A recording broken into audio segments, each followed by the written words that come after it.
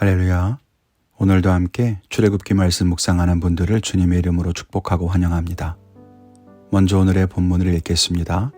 오늘 말씀은 출애굽기 15장 22절부터 27절까지입니다. 모세가 홍해에서 이스라엘을 인도하매 그들이 나와서 수르 광야로 들어가서 거기서 사흘 길을 걸었으나 물을 얻지 못하고 마라에 이르렀더니 그곳 물이 써서 마시지 못하겠으므로 그 이름을 마라라 하였더라. 백성이 모세에게 원망하여 이르되 우리가 무엇을 마실까 하매 모세가 여호와께 부르짖었더니 여호와께서 그에게 한 나무를 가리키시니 그가 물에 던지니 물이 달게 되었더라.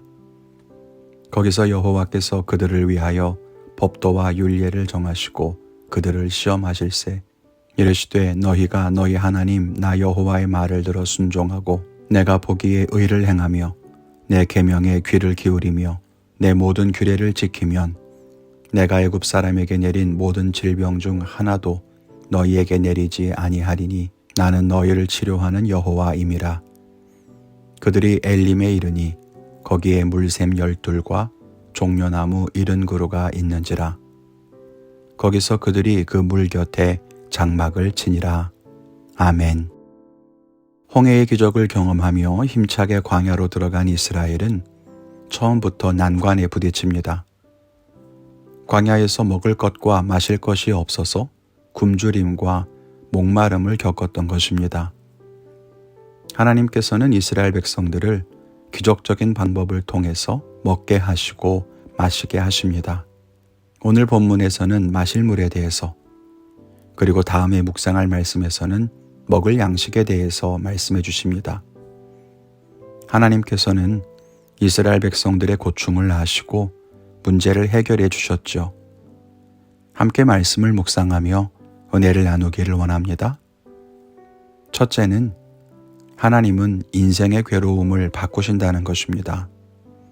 광야에서 사흘 동안 행진을 하는데 마실 물이 없었다는 것은 괴로운 일임에 분명합니다.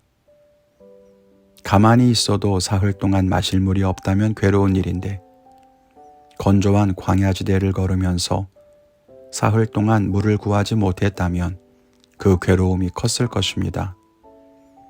백성들이 모세를 향해서 원망하는 것도 이해할 수 있습니다.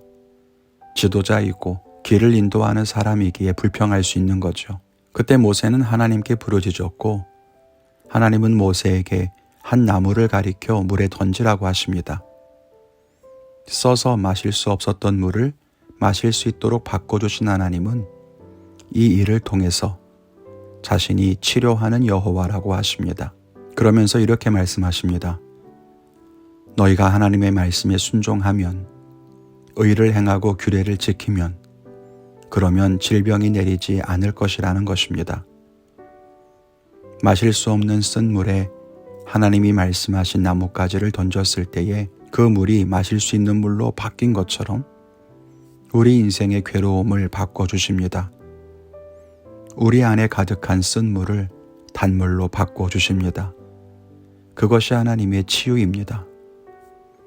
하나님의 치유는 환경적인 문제를 고치시는 것, 우리 육신의 질병을 고치시는 것 뿐만 아니라 우리 마음의 질병, 의심, 불평, 두려움, 그리고 우리 안에 가득한 죄의 문제들, 그런 것들까지 바꿔주시고 치유하십니다. 그것이 하나님의 은혜입니다. 절대 변할 것 같지 않은 문제들, 결코 해결되지 않는 괴로움을 바꾸시는 분이 하나님이십니다. 우리가 여호와 라파라고 부르는 그 이름이 바로 오늘 본문에서 나온 말이죠. 치료하시는 여호와, 그 놀라운 은혜가 우리 성도님들에게 있음을 믿으시기를 바랍니다. 둘째는 인내하는 믿음을 가지라는 것입니다. 오늘 마라에서 쓴 물을 만난 이스라엘 백성들은 더 이상 참을 수가 없었습니다. 사흘 동안 목마름을 견디고 광야를 지나왔습니다. 그러다가 물을 만나서 정신없이 달려들었는데 그 물이 마실 수가 없는 것입니다. 그러니 참고 참았던 분노가 폭발을 한 거죠. 하나님께서 그 물을 단물로 바꿔주셔서 물을 마시고 갈증이 해결됐습니다. 그런데 바로 다음에 무슨 말씀이 나옵니까?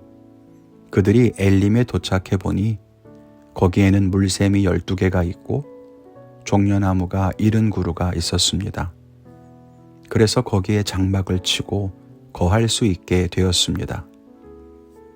하나님께서 이스라엘을 인도하시고자 했던 곳은 마라가 아니라 엘림입니다. 마실 물이 없는 마라로 인도하신 것이 아니라 풍족한 물을 얻을 수 있는 엘림으로 인도하시는 과정 속에 마라를 만난 것입니다. 그런데 백성들은 그 과정에 만족하지 못하고 불만을 터뜨리고 맙니다. 어쩌면 우리의 모습도 이와 같지 않습니까? 먹을 것이 없습니다. 마실 물이 없습니다. 쉴 만한 그늘이 없습니다. 옆에 저 사람과 같이 걷기 힘듭니다. 발이 부르터서 아픕니다. 우리는 모두 과정 속에서 하나님께 원망합니다. 그러면서 왜 나를 여기로 인도하십니까? 여기엔 당신이 약속한 것이 없지 않습니까? 라고 불평하죠. 하나님은 이곳으로 인도하시려고 하신 것이 아닙니다. 아직 우리가 가야 할 곳에 다다르지 않았습니다.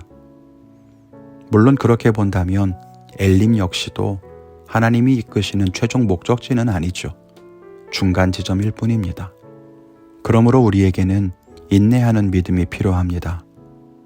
하나님이 인도하시는 그 일을 만날 때까지, 하나님이 예비하신 응답을 만날 때까지, 하나님이 이끄시는 목적지에 다다를 때까지 인내해야 합니다. 아직 우리는 최종 종착지에 이르지 않았습니다. 그러므로 끝까지 하나님의 인도하심을 따라 나아가야 합니다. 우리 모두 오늘도 그 믿음의 걸음을 걸어가기를 응원합니다. 오늘 저는 현 상황에 조바심 내지 않고 더 멀리까지 볼 수 있는 믿음의 시선을 구하며 기도하겠습니다. 달라지지 않고 나아지지 않는 것처럼 보이는 상황에 답답해하지 않고 인내하는 믿음을 구하겠습니다. 여러분의 결단은 무엇입니까? 오늘도 그 결단대로 살아가는 우리 모두가 되기를 바랍니다. 주님과 동행하며 승리하십시오. 감사합니다.